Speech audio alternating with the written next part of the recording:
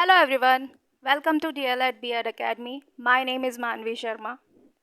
बच्चों, लास्ट की वीडियो में हम लोगों ने निर्देशन का अर्थ, उसकी प्रकृति, उसकी महत्वता, उसके आवश्यकता और उसके उद्देश्य हमने जाने थे.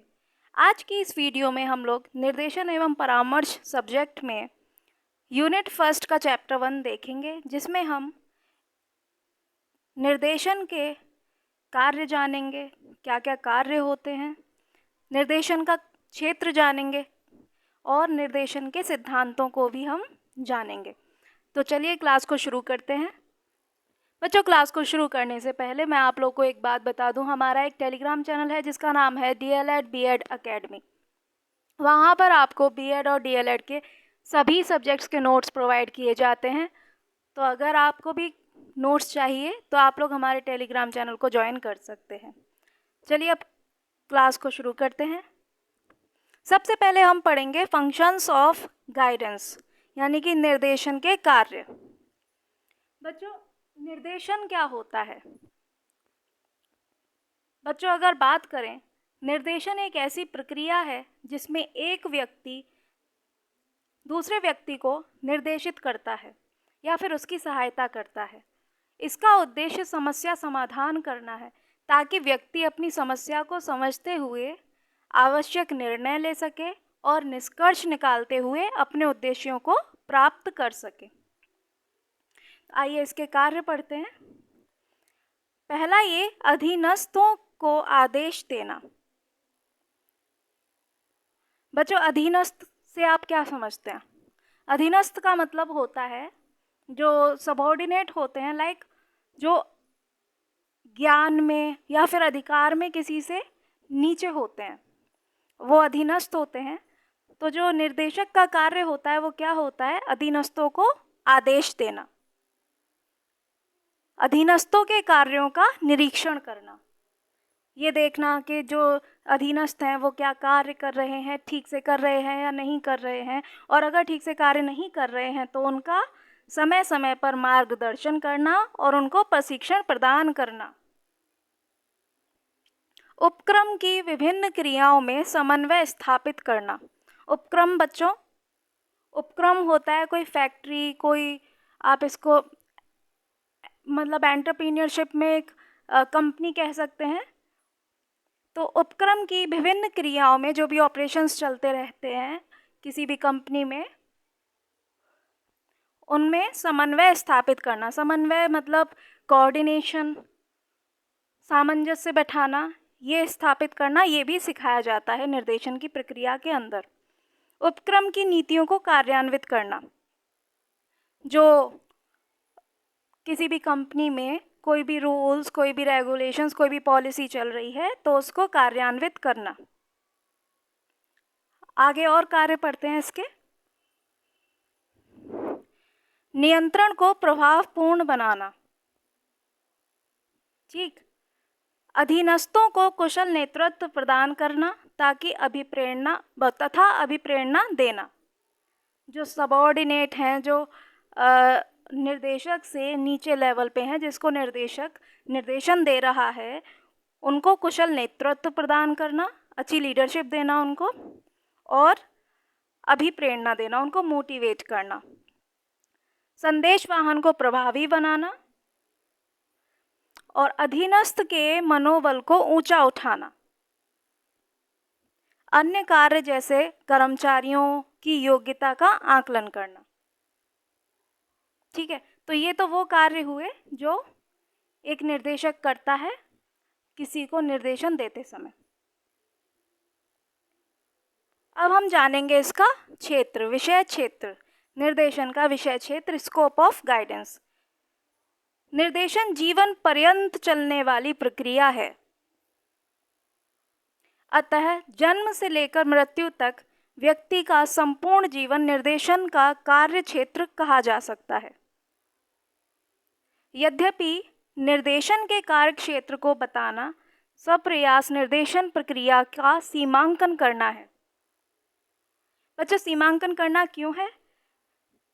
क्योंकि निर्देशन का जो कार्य क्षेत्र है वो कोई बहुत छोटा नहीं है, ये एक ब्रॉडर कॉन्सेप्ट है. जैसा कि मैंने आपको बताया ही था कि ये सब्जेक्ट सिर्फ बीएड में नहीं है, ये और भी कोर्सेज में आपको पढ़ाई जाती है और हर पर्सपेक्टिव से इसका अलग अर्थ निकलता है।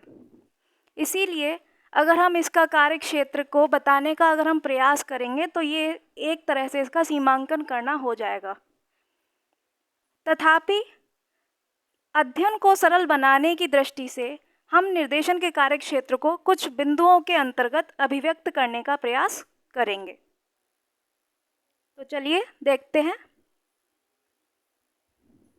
पहला है व्यक्ति का व्यक्तिगत जीवन। प्रत्येक व्यक्ति को अपने व्यक्तिगत जीवन में अनेक प्रकार की समस्याओं का सामना करना पड़ता है, जैसे शारीरिक, मानसिक, मनोवैज्ञानिक आदि।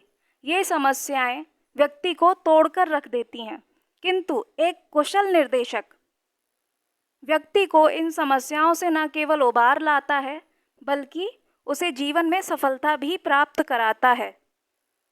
अतः व्यक्ति का संपूर्ण वैयक्तिक जीवन निर्देशन का कार्यक्षेत्र कहा जा सकता है।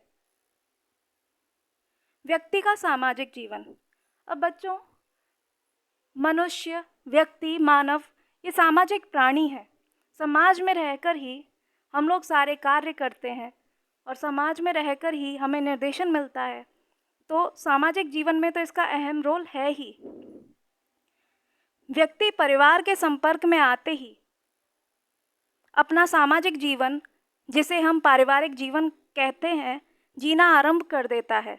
धीरे धीरे वह समाज के सीधे संपर्क में आता है और अनेक सामाजिक समस्याओं का सामना करने लगता है।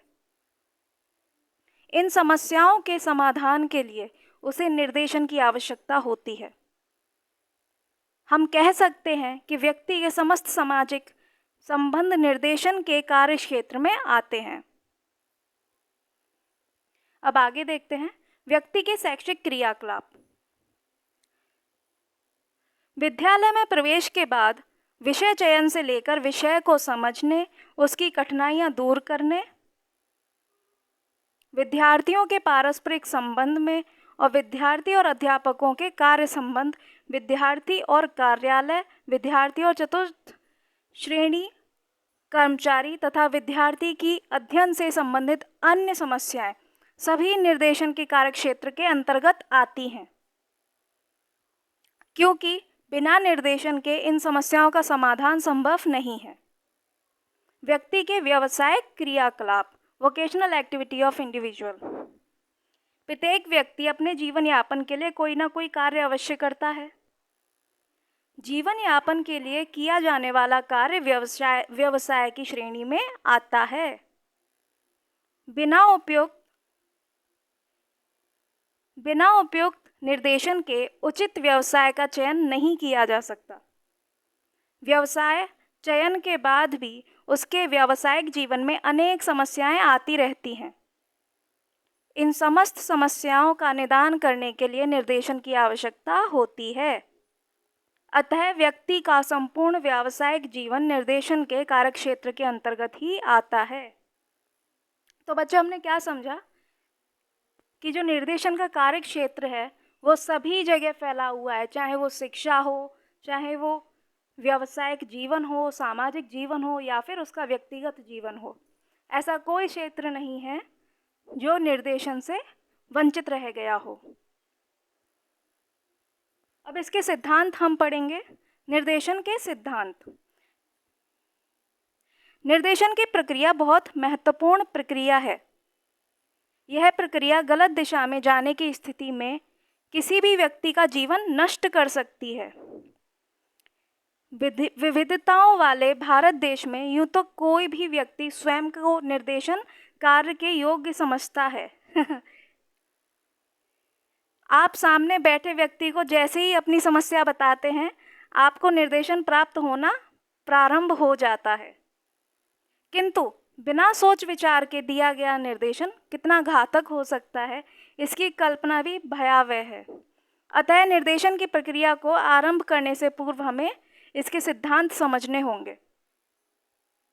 निर्देशन की प्रक्रिया हेतु भारत सहित विश्व के अनेक देशों में शोध होते रहते हैं।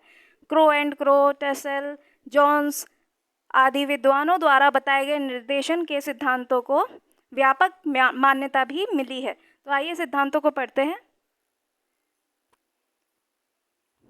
पहला है ज्ञान का सिद्धांत, प्रिंसिपल ऑफ नॉलेज। निर्देशन चाहे कोई भी हो, किंतु उसे निर्देशन कार्य आरंभ करने से पूर्व निर्देशन प्रक्रिया का संपूर्ण ज्ञान प्राप्त कर लेना चाहिए। ज्ञान के अभाव में निर्देशक गलत निर्देश दे बैठता है, जिसका परिणाम कभी कभी बहुत भयंकर भी हो सकता है। सार्वभौमिकता का सिद्धांत, प्रिंसिपल ऑफ यूनिवर्सलाइजेशन। निर्देशन प्रक्रिया आरंभ करने से पूर्व निर्देशक को यह जान लेना चाहिए कि यह प्रक्रिया सार्वभौमिक है, अर्थात निर्देशन की प्रक्रिया सदैव एवं सर्वत्र चलती रहती है। आजीवन चलने वाली इस प्रक्रिया को कोई भी व्यक्ति धर्म, जाति, आयु, लिंग एवं स्वभाव आदि का विभेद किए बिना प्राप्त कर सकता है। केवल कुछ समायोजित या अपसमायोजित व्यक्ति ही नहीं।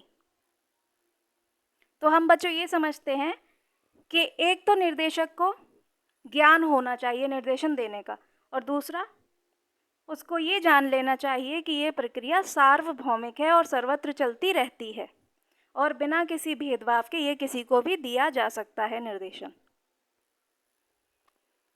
आगे पढ़ते हैं निरंतरता का सिद्धांत, प्रिंसिपल ऑफ कॉन्टिन्यूटी। किसी समस्या विशेष के समाधान के लिए एक बार निर्देशन दे देने भर से निर्देशन का कार्य समाप्त नहीं हो जाता। उपबोध्य यानी कि निर्देशन प्राप्त करने वाला, उपबोध्य को समस्या के समाधान के लिए जिन परिस्थितियों में निर्देशन प्राप्त हुआ था, बहुत संभव है कि भविष्य में उसे नवीन परिस्थितियों का सामना करना पड़े और पुनः निर्देशन की आवश्यकता पड़े। इतना ही नहीं, नवीन क्षेत्र में भी उपबोध्य को निर्देशन की बार बार आवश्यकता अनुभव होती है। अतः यहाँ हम कह सकते हैं कि निर्देशन की प्रक्रिया निरंतर चलने वाली प्रक्रिया है। फोर्थ है सामाजिकता का सिद्धांत, प्रिंसिपल ऑफ सोशलिटी। निर्देशन कार्य महत्वपूर्ण और कठिन कार्य है। यह कार्य करते समय निर्देशन को ध्यान रखना चाहिए कि निर्देशन का प्रभाव केवल प्राप्तकर्ता पर नहीं पड़ता, अपितु इस प्रक्रिया के परिणामों को पूरा समाज भोगता है। क्योंकि मनुष्य एक सामाजिक प्राणी है, अतः उस पर समाज की तथा समाज पर उसकी गतिविधियों का प्रत्यक्ष प्रभाव पड़ता है। अतः निर्देशक को केवल उन्हीं कार्यों के लिए निर्देशन देना चाहिए जो व्यक्ति की क्षमताओं में विकास करने के साथ साथ समाज के उत्थान में भी सहायक हो। दूसरे शब्दों में, समाज के लिए घातक कार्यों का निर्देशन नहीं किया जाना चाहिए। तो यहाँ पर बच्चों हम इन दोनों सिद्धांतों से ये समझते हैं कि निर्देशन ऐसा नहीं है कि एक बार दे दिया तो बस काम खत्म, उसके बाद निर्देशन की ज़रूरत व्यक्ति को नहीं पड़ेगी, ऐसा नहीं है। उसको अपने जीवन में कई बार निर्देशन की आवश्यकता पड़ सकती है, क्योंकि परिस्थितियाँ बदलती रहती हैं। हमारा जो एनवायरनमेंट है वो डायनेमिक है। उसके बाद फोर्थ प्रिंसिपल से हम लोग ये समझते हैं कि हमें जो भी निर्देशन देना है वो समाज के हित में देना है। ऐसा कोई निर्देशन नहीं देना जो समाज के लिए घातक हो। आगे के सिद्धांत देखते हैं, नैतिकता का सिद्धांत, प्रिंसिपल ऑफ मोरालिटी। निर्देशन कार्य करते समय सामाजिकता के साथ निर्देशक को नैतिकता का भी पूरा ध्यान रखना चाहिए। समाज में अनेक कार्य ऐसे होते हैं जिन्हें सामाजिक होते हुए भी नैतिक नहीं कहा जा सकता। अतः निर्देशक को निर्देशन प्रक्रिया में नैतिकता का पुट अवश्य ही बनाकर रखना चाहिए। विश्लेषण का सिद्धांत, प्रिंसिपल ऑफ एनालिसिस। निर्देशन कार्य करने से पूर्व निर्देशक को परिस्थितियों और समस्या का संपूर्ण विश्लेषण कर लेना चाहिए। अनेक बार ऐसी परिस्थितियां उत्पन्न होती हैं जिनमें निर्देशक को उपबोध्य यानी कि जिसको निर्देशन प्राप्त हो रहा है, उपबोध के द्वारा उन परिस्थितियों और व्यवहारों का वास्तविक ज्ञान नहीं कराया जाता। जिनके लिए उसे निर्देशन की आवश्यकता है। परिस्थितियों और व्यवहारों के विश्लेषण द्वारा ही निर्देशक वास्तविक स्थितियों का सही आकलन कर सकता है। वैज्ञानिकता का सिद्धांत। अब क्योंकि एनालिसिस हो रहा है, तो जो ये वैज्ञानिक मेथड तो है ही, साइंटिफिक मेथड है। निर्देशन कार्य के पूर्व परिस्थितियों और गतिविधियों का विश्लेषण करने के लिए निर्देशक को आंकड़ों का एक एकत्रीकरण करने से लेकर मूल्यांकन साक्षात्कार तक वैज्ञानिक प्रक्रिया को ही अपनाना चाहिए, अन्यथा विश्लेषण के परिणामों में भारी अंतर आ सकता है।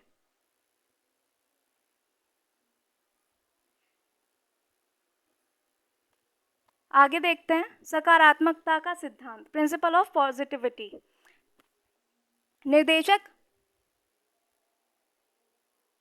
निर्देशक परिस्थिति विशेष में उपबोध्य का भगवान होता है। कभी कभी वह समाज और परिस्थितियों से इतना प्रताड़ित हो चुका होता है कि उसकी सोचने समझने की क्षमता कुंठित हो जाती है। इन स्थितियों में वह अपने निर्देशक की कोई भी बात बिना सोच विचार के मानने को तैयार होता है। अतः निर्देशक का यह दायित्व बनता है कि वह अपने उपबोध्य को सदैव सकारात्मक निर्देशन ही दे, समाज में उसके समायोजन का प्रयास करे, ना कि अपसमायोजन का। नेक्स्ट प्रिंसिपल है आत्मनिर्भरता का सिद्धांत, प्रिंसिपल ऑफ सेल्फ डिपेंडेंसी। निर्देशन कार्य करते समय निर्देशक को यह प्रयास करना चाहिए कि उसका उपबोध्य निर्देशक पर कम से कम निर्भर रहे। इसके लिए निर्देशक को अपने उपबोध्य में ज्ञान एवं विवेक दोनों का विकास करना होगा, साथ ही उसके आत्मविश्वास को भी बढ़ाना होगा, जो कि एक निर्देशन का कार्य होता है। उसको मोटिवेट करना, उसका आत्मविश्वास बढ़ाना। आगे देखते हैं स्वतंत्रता का सिद्धांत, प्रिंसिपल ऑफ फ्रीडम। निर्देशक कभी कभी उपबोध्य पर अपने निर्णय थोपने लगता है तथा उसके निर्णय ना माने जाने की दशा में वह उपबोध्य के प्रति अन्यमनस्क हो जाता है। किंतु अच्छे निर्देशक का कार्य अपने उपबोध्य को केवल सर्वश्रेष्ठ निर्देशन देना है, उस पर अपने निर्णय थोपना नहीं। अतः निर्देशन प्राप्त करने के पश्चात उसको पूरी तरह मानने, आंशिक रूप से मानने या ना मानने की स्वतंत्रता उपबोध्य के पास होनी चाहिए। लचीलेपन का सिद्धांत, प्रिंसिपल ऑफ फ्लेक्सिबिलिटी। निर्देशन कार्य में निर्देशक को सदैव लचीला रुख अपनाना चाहिए। चूँकि निर्देशन एक सामाजिक प्रक्रिया है और समाज की परिस्थितियां निरंतर बदलती रहती हैं, अतः निर्देशक को किसी भी प्रकार से एक ही निष्कर्ष पर ना रुककर सदैव लचीलेपन के सिद्धांत का पालन करना चाहिए। क्योंकि हमारा वातावरण जो है, हमारा एनवायरनमेंट है, जो हमारा समाज है, वो डायनेमिक है, हमेशा बदलता रहता है, इसीलिए वो फ्लेक्सिबल होना चाहिए। जो भी हम फैसला ले रहे हैं, जो भी निर्देशन दे रहे हैं, वो फ्लेक्सिबल देना चाहिए, ताकि उसमें कोई बदलाव अगर ज़रूरी है तो वो किया जा सके। तो बच्चों, आज की क्लास में हमने इसके स्कोप जाने, इसका फंक्शन जाना और इसके सिद्धांत जाने। कल की वीडियो में हम और आपके लिए बेहतरीन टॉपिक लेकर आएंगे। वीडियो अच्छा लगा हो तो प्लीज़ लाइक कीजिएगा, शेयर कीजिएगा और चैनल को सब्सक्राइब कर लीजिएगा। Thanks for watching.